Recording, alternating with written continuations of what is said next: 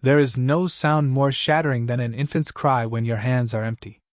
In the ruinous quiet of Glomfall Keep, Prince Aldrich of Elanden, a man armies once called the Unbroken, sat by a guttering brazier with his brother's orphaned son pressed to his breastplate.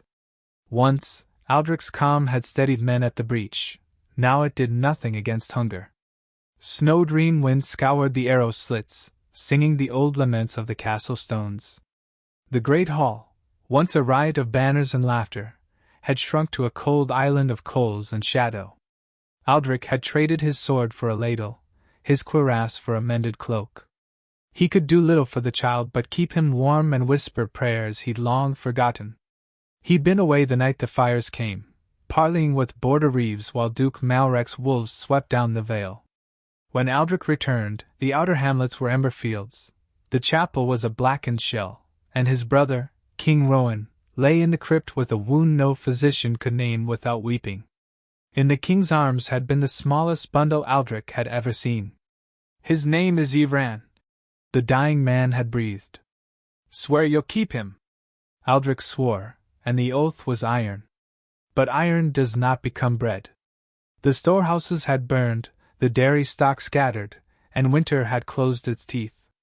Aldrich boiled oats to a grey thinness, mixed water and a hint of honey, prayed it might pass for milk. The child tried, failed, and wailed. Each cry found a seam in Aldrich's armor and widened it.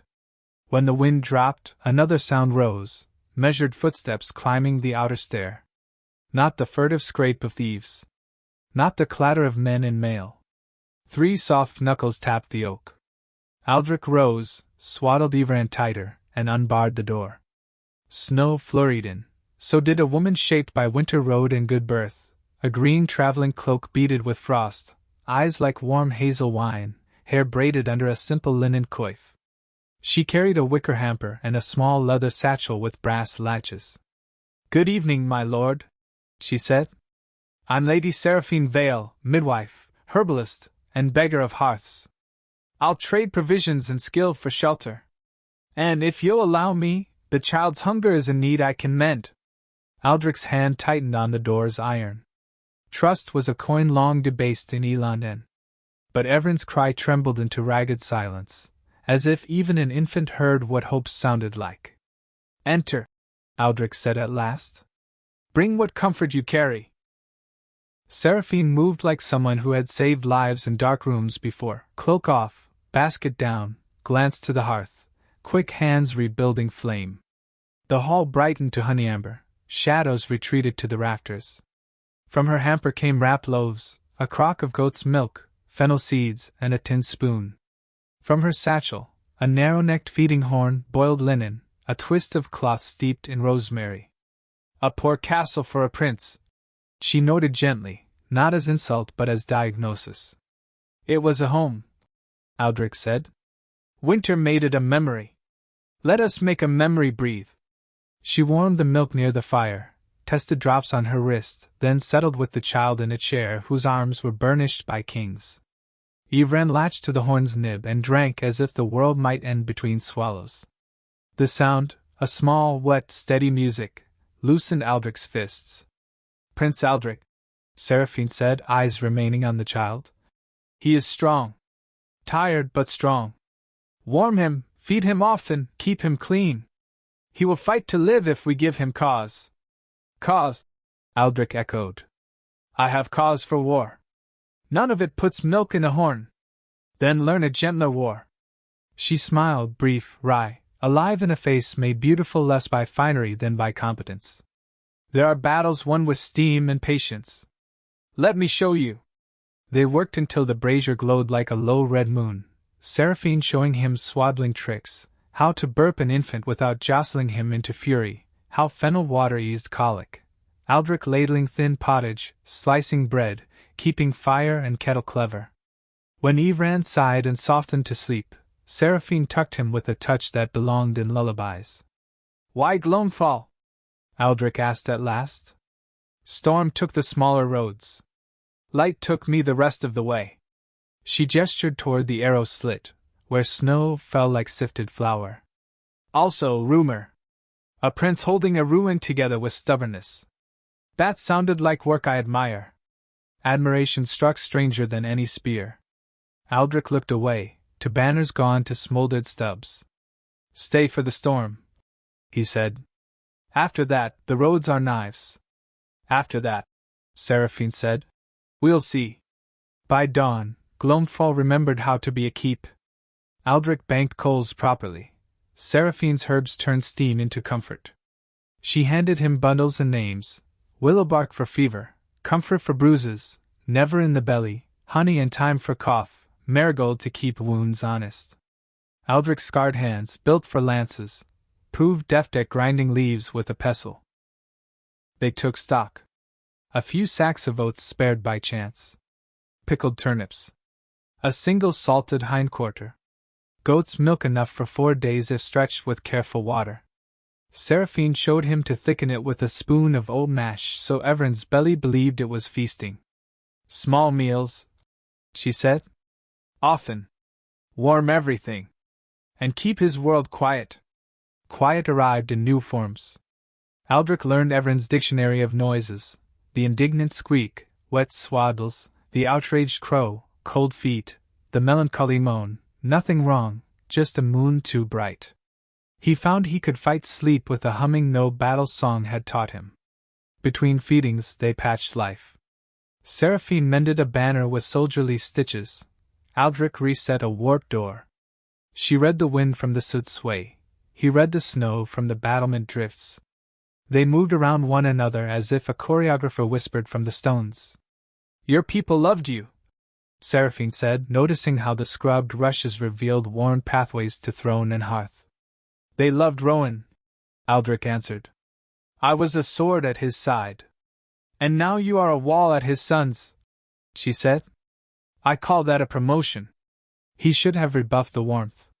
Instead he felt something ease in his chest, as if a tourniquet had been loosened at last. On the third morning, Seraphine's satchel spilled.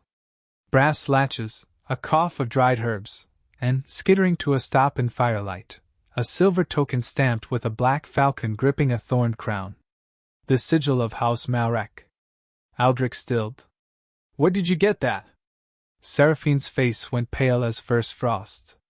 She closed her hand around the medallion. It is not what you fear. What I fear has already happened, he said, voice flat as a whetstone. That is the seal of the man who burned my brother's hall. My father's seal, Seraphine whispered. I left him. I disobeyed. I warned the veil when I could. From her satchel she drew a folded letter, ribbon faded by weather and tears. This is what I sent, 3 nights before the raid. To the reeve at Barley Gate. I begged him to ring the bells. Aldrich scanned the hand, precise, urgent, unmistakably hers. The words named the ravens Malrek used as messengers, the creek ford his riders favored, the hour they meant to strike. It should have saved lives. The river rose that night, Aldrich said hollowly. The messenger drowned or drank. He looked at the medallion again, its edges sticky with old brown. And this? Taken from his corpse, she said. Not a trophy. A confession. I thought to cast it into a well but could not find an honest enough depth. The keep seemed to inhale, the fire's crackle suddenly loud. Yvran stirred, whimpered, then stilled when Seraphine reached him, half-step only, and stopped, waiting on Aldrich's judgment. You should have told me, he said. When? She asked softly. Before the child took milk from my hand? Or after you decided my bread was safe? Truth is a blade I could not wield without cutting us both. He stared at the 2 weights on his mantle, Rowan's signet, and Malrek's filth. Duty to the dead, duty to the living. The room felt like a bridge over a gorge. Go, he managed, the word tasting like ash. Before I'd become a man I cannot forgive. Seraphine wrapped her cloak and gathered her things with the stilled calm of a healer packing instruments after a ward has failed. At the door she looked back only once, at Yvran, not at Aldrich, and went into the snow. The door thudded shut like a verdict. Yvran woke and screamed a sound that made banners tremble. Aldrich held him until the wail drained into hiccups and silence. The brazier hissed. Somewhere under the drifted world, a river troubled its ice. Grief had a scent: smoke, wool, and boiled oats. It clung to Aldrich as the days bled into each other. Ivran rejected every comfort for hours at a time, searching for a voice not there. Aldrich learned to endure, to speak steady nonsense, to sway until his back burned.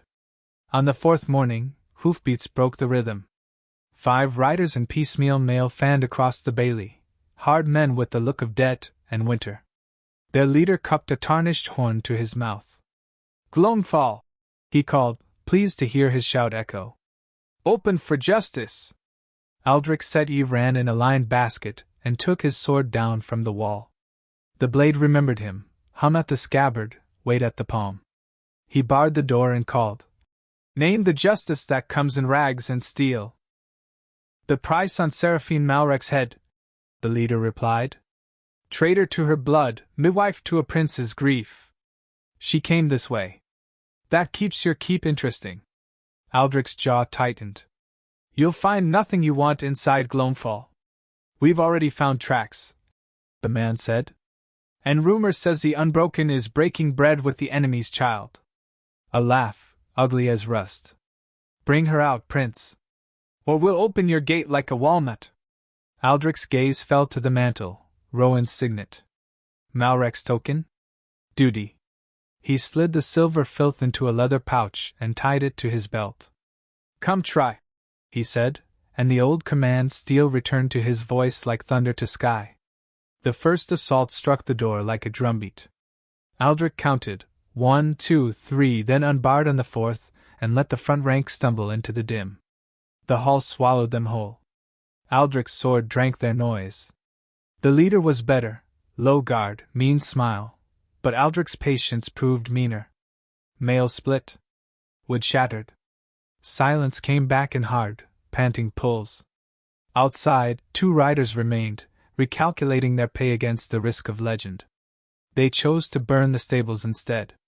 Smoke billowed past the arrow slits in a black flag. Ivran coughed in his basket. Aldrich swore a vow that felt like iron driven through stone. A soft crunch of snow at the rear wall. A shadow near the buttery door. Aldrich pivoted, blade up, just as a green cloak slipped through a servant's postern. "Seraphine," he breathed.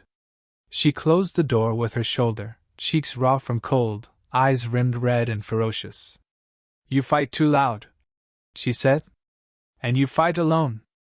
Give me the child." They fought together as if rehearsed, Aldrich at the breach, Seraphine where the shadows cut.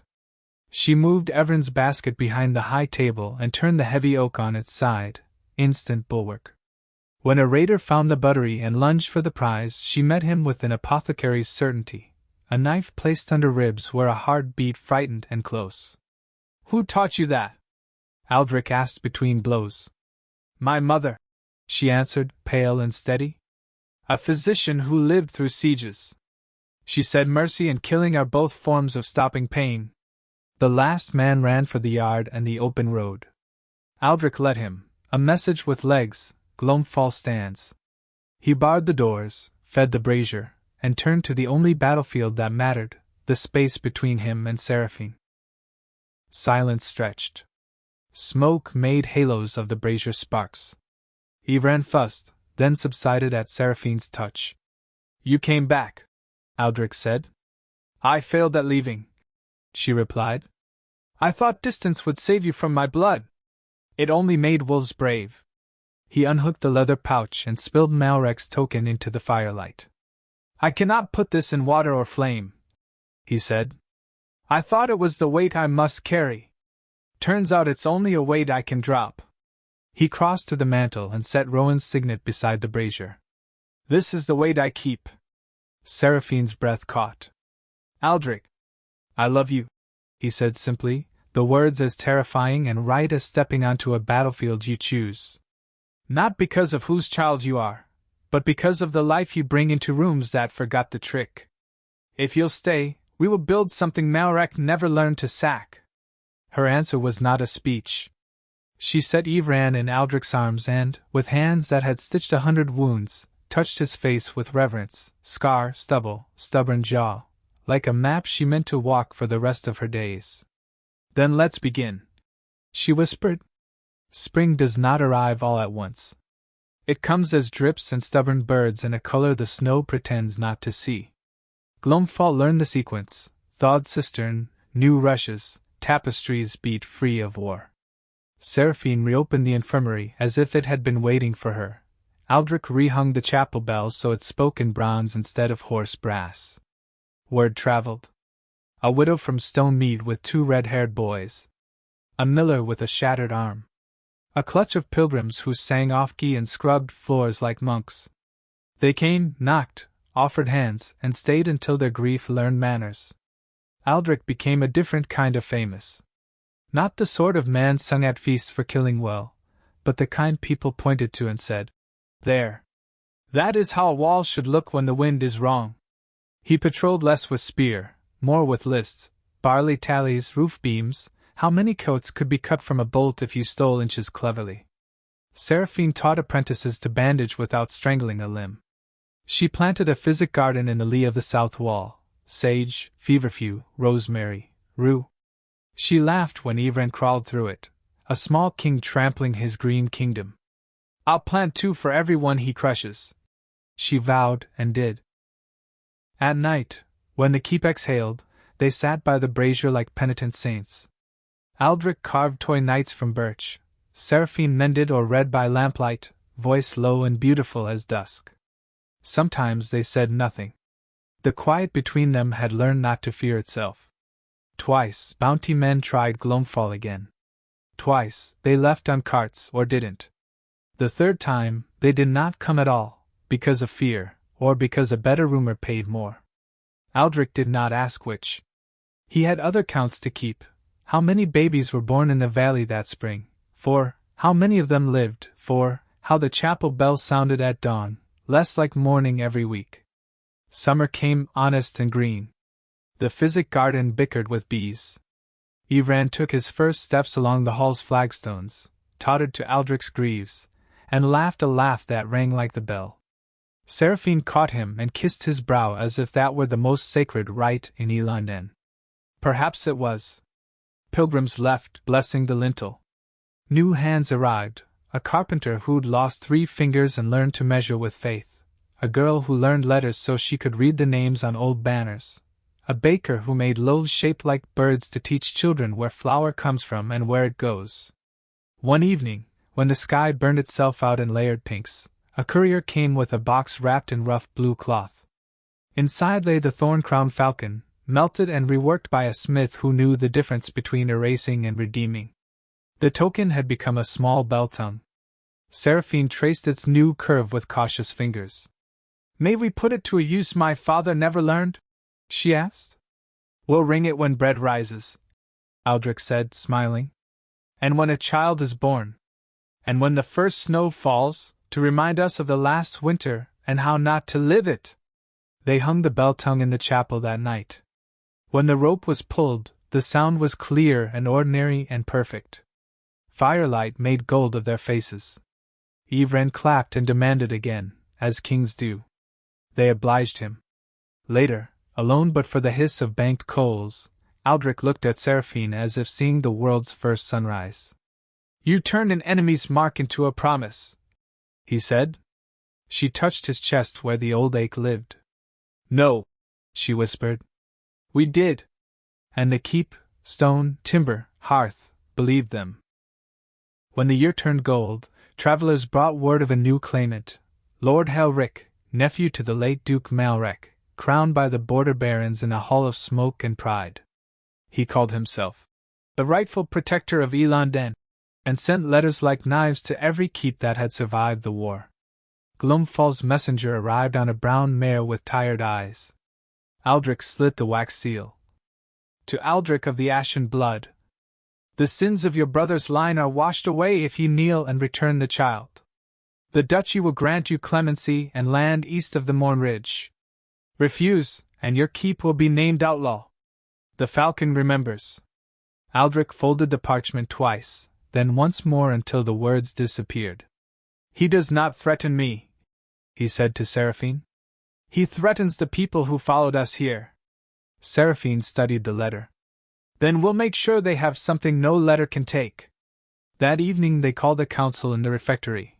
The widow from Stone Mead, the one-handed carpenter, the baker, a handful of farmers whose courage grew like weeds in cracks. Aldrich laid out the truth, Halrich's claim, his likely march, his promise of forgiveness in exchange for surrender. We'll not give up the child, said the widow. He's the future, not a coin to trade. Aldrich nodded. If war comes, I'll face it on the field. But Gloamfall won't burn again. Seraphine met his gaze. Then we prepare as healers and soldiers both. They worked as autumn thinned. The carpenters shored the gates. Seraphine mixed jars of pitch with rosemary oil, half for fire, half for lungs. Children carried stones to the walls and called them dragon eggs. Even the chapel bell was retuned, a promise that when it rang, all would fight for the same breath. When Halrich's banners finally crested the southern ridge, frost had kissed every leaf. His army was not vast, 200 men, but hunger made men cruel and numbers made them bold. He expected a ruin. What he found was a fortress wrapped in song. The first assault came at dawn. Arrows hissed, cauldrons roared. Gloamfall answered with clever traps and the thunder of its new bell. Seraphine ran the inner lines, tending burns, splinting arms, whispering steadiness where fear began to fray. Aldrich fought like a storm that had learned mercy, never killing more than he must, never letting the dead linger. By nightfall, the enemy camped beyond bow range. Smoke coiled above their fires like uncertain prayers. Aldrich stood on the parapet, watching, while Seraphine climbed beside him with a bowl of broth. They'll try again tomorrow, she said. And the next, he replied.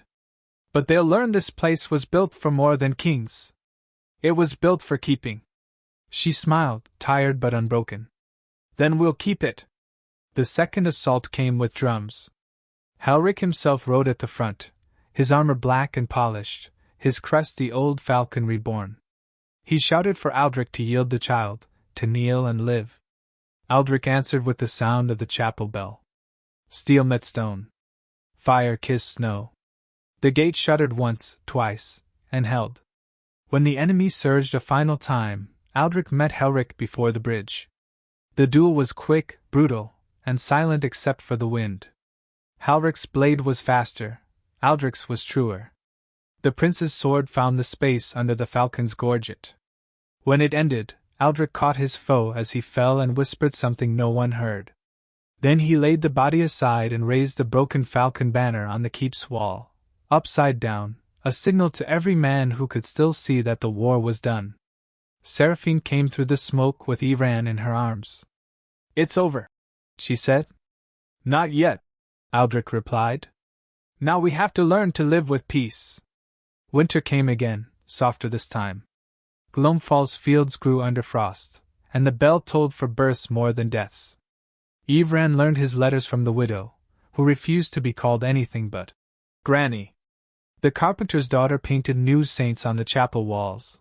One of them bore a faint resemblance to Seraphine, though no one dared say it aloud. When the realm finally sent envoys north, they did not bring chains but crowns, one for the boy, to be worn when he came of age, one smaller, wrought of iron and gold leaf, for the regent who had saved him. Aldrich refused it twice, accepted it the third time, and placed it on Seraphine's brow. It was never mine to wear, he said. It's ours to guard. She laughed softly. Then guard it well, my prince. And so Gloamfall Keep, once a ruin of ashes, became the heart of a kingdom reborn, its bell ringing each dawn to remind the world what fires are for, not destruction, but warmth. Snow fell like sifted flour again, but this winter carried laughter between flakes. In the afternoons, when Ivran napped with a wooden knight clenched in his fist, Aldrich and Seraphine read letters by the brazier, notes from villages resown, petitions for seed and plowshares, invitations to fairs that dared to call themselves annual again. One letter, sealed in green wax, bore the sigil of a hawthorn branch. Seraphine cracked it and went still. My mother, she breathed. I thought she died in Malrek's flight. The script within was small and neat, smelling faintly of lavender. My daughter, if this finds you, know that I have mended a little town by the hawthorns. I heal where I can and ask no one whose banners they once wore. If you live, come. If you don't, let whoever reads this be kinder than the world was to us. S. Aldrich traced the lines as if he could feel the woman's pulse in her ink. We'll ride when the roads soften, he said. Spring, Seraphine agreed, but her eyes shone with a longing that had learned patience. We go as we are now, not as we were. She touched Evren's curls, then Aldrich's hand. A family. They set about the business of leaving a keep without letting it notice. Officers trained, ledgers copied, the bell rope spliced new where years had worn it smooth. The widow, Granny, took to teaching the watch captain how to scold with love. The carpenter measured the gate hinges with the pride of a father marrying off a daughter. On the last night before the thaw, Aldrich and Seraphine climbed to the parapet. The stars were a spill of salt on black velvet. I was a weapon, Aldrich said quietly. All edges, no handle. And now? Now I am held. Seraphine's smile could have lit a chapel. Then let's carry each other a little farther. The world beyond Gloamfall had healed in stubborn stitches. Fields lay like quilts of green and brown. Wayside shrines wore fresh paint and offerings of apples. Children waved with hands sticky from honey cakes. The escort, 10 riders and a wain for gifts, moved at the pace of stories.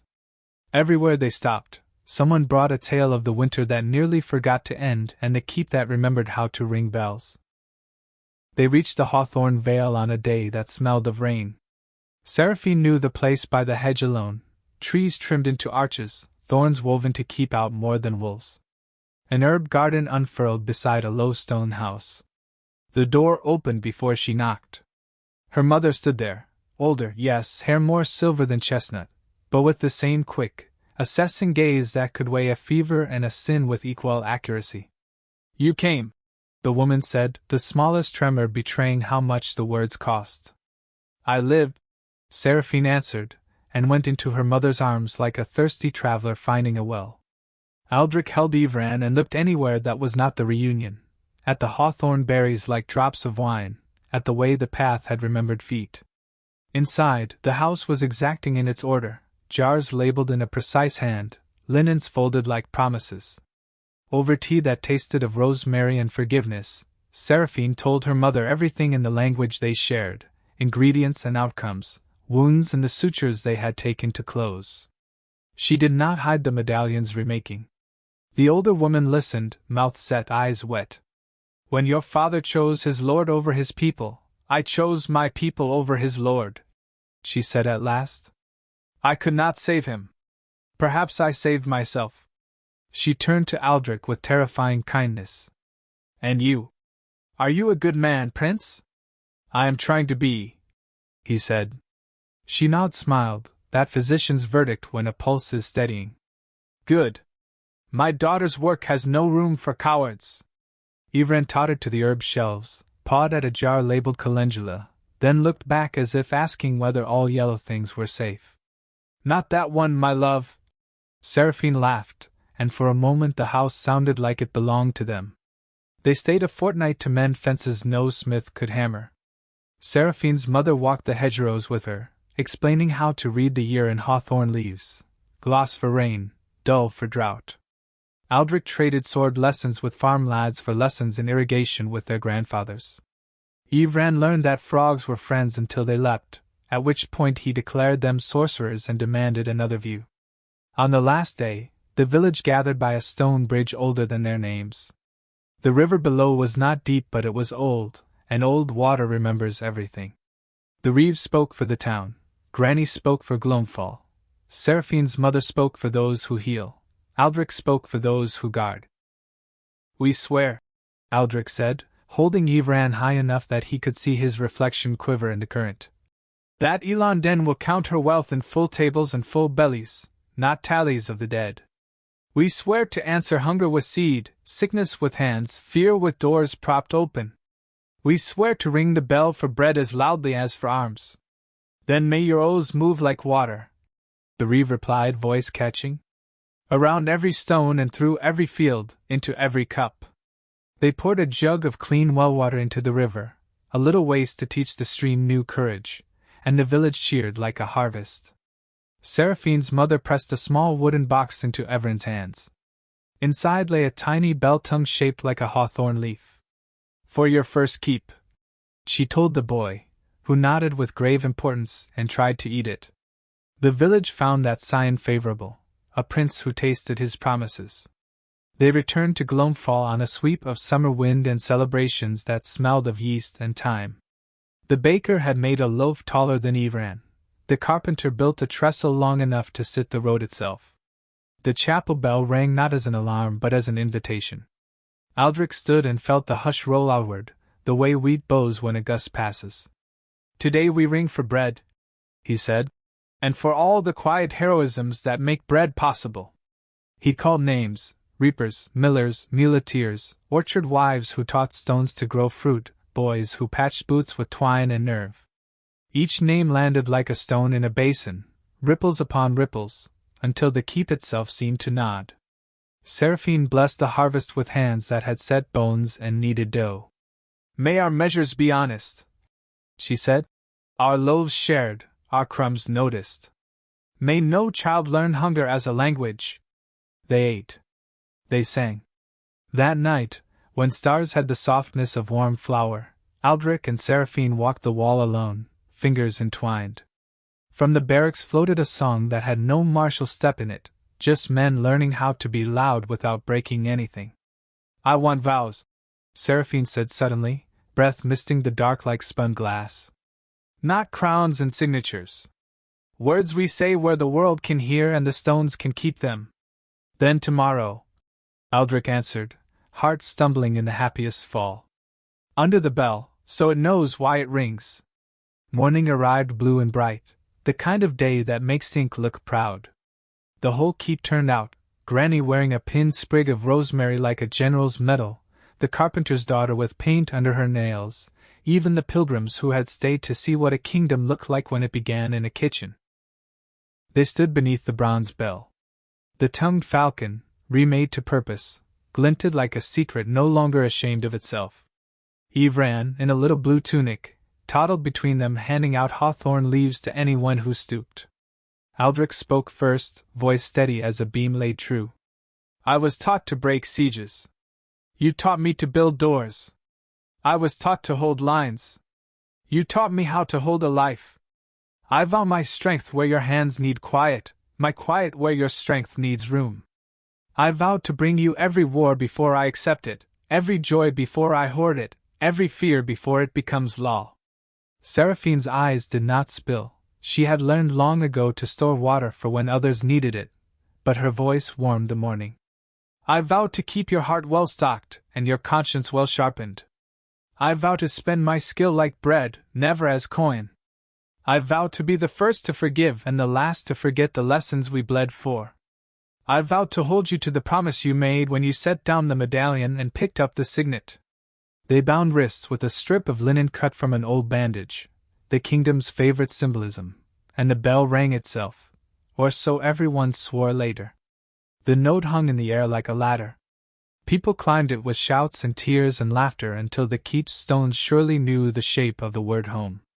Years have the habit of passing whether we bless them or not. These they blessed. Ivran learned to read in the scriptorium's buttery candle light, tracing letters with a pudgy finger while whispering their sounds as if coaxing birds to hand. He learned his first herb by mistake, mint, eaten, his first law by love, share, his first diplomacy by sweets, 2 honeyed figs, offered fairly.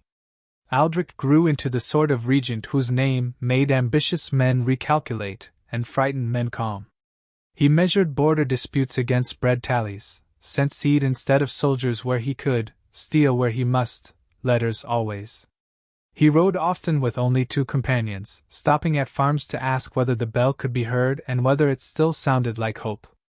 Seraphine built a school for healers and a place where old soldiers could learn gentler trades. She taught boys who couldn't bear doors closing to become midwives who would never leave one closed. She taught girls who loved horses and clean steel to ride patrols and return with all their riders. When autumn took a child, as autumn sometimes will despite all science and prayer, she sat on the floor with the family, and taught the kingdom how to mourn without forgetting how to eat. Together they wrote laws that fit on single pages and on people's tongues.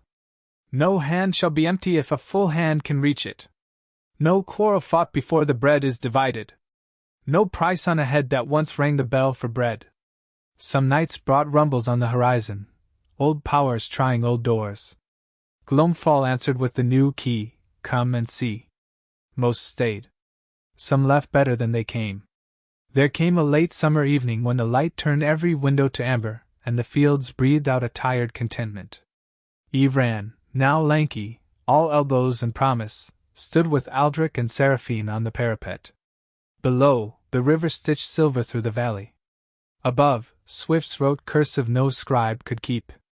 Tell me again, Evran said, what the bell means. Aldrich rested a scarred hand on the bronze. It means gather. Seraphine set her palm beside his. It means share. Evren's hand, unscarred, eager, joined theirs. It means we are not alone. They rang at once.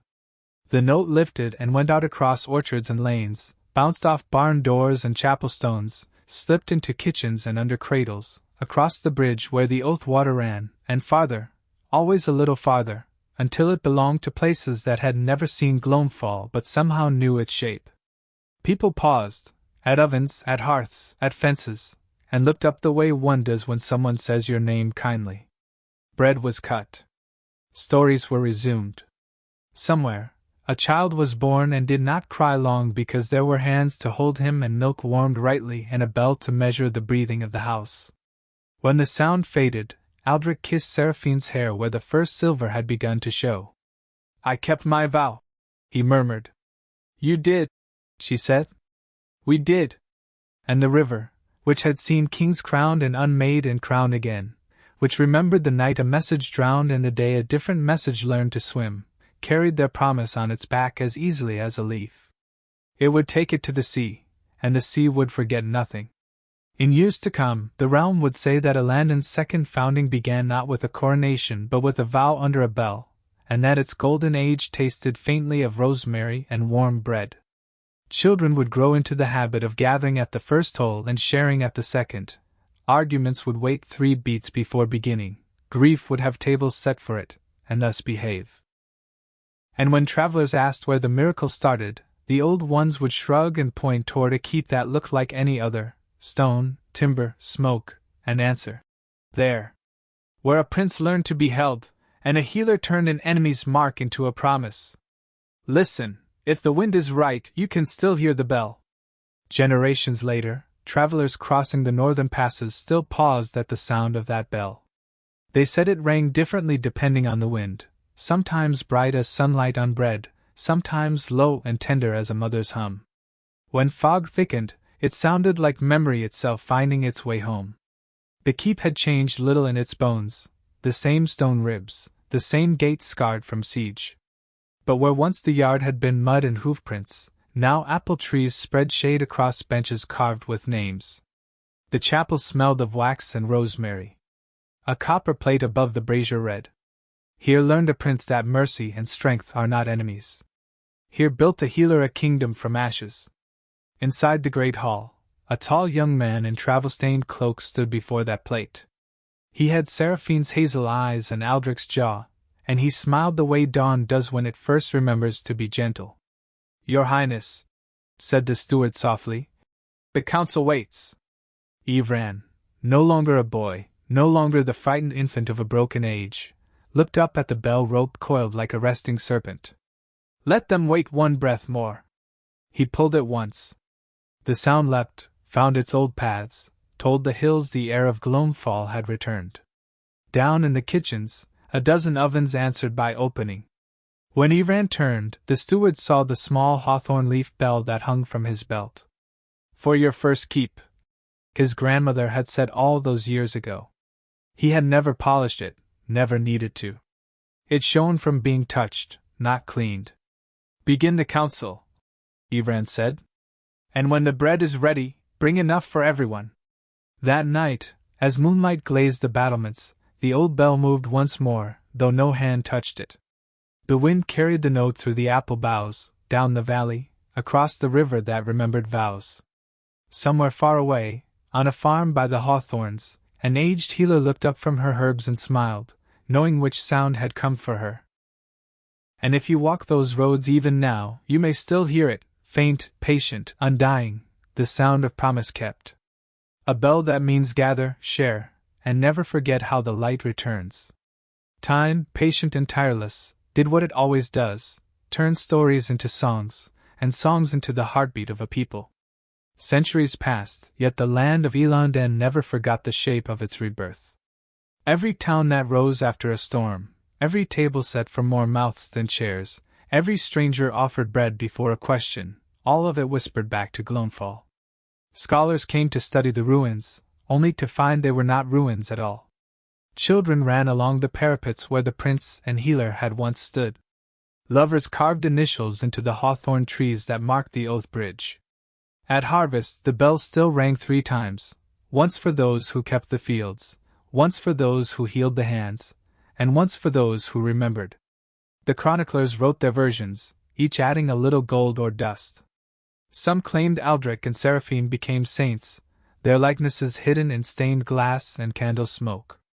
Others swore they simply grew old together, hands still finding each other in the dark, until one night the bell rang without wind and both were gone, no body, no tomb, only warmth left in their bed and a trail of rosemary pressed into the sheets. But the truth, as always, belonged to the land. Because every dawn, when the fog lifts off the river, a pale light still touches the keep in a way it touches no other stone. The farmers call it the light that stayed. They say it's what happens when love refuses to end just because the story does. When mercy becomes a tradition. When a vow, spoken beneath a bell and kept through a lifetime, becomes the rhythm of a kingdom's heart. And so the tale of Prince Aldrich and Lady Seraphine Vale, of a child named Ivran, and a keep once lost to snow, closes as all great stories should. Not with an ending, but with an inheritance. For the world will always need reminders that even in its darkest winters, someone once lit a fire and chose to share it. And if you ever hear a bell across the hills of Elanden at twilight, soft, warm, and impossibly far, listen closely. It's only the sound of love keeping its promise. And of the winter of hollow crowns,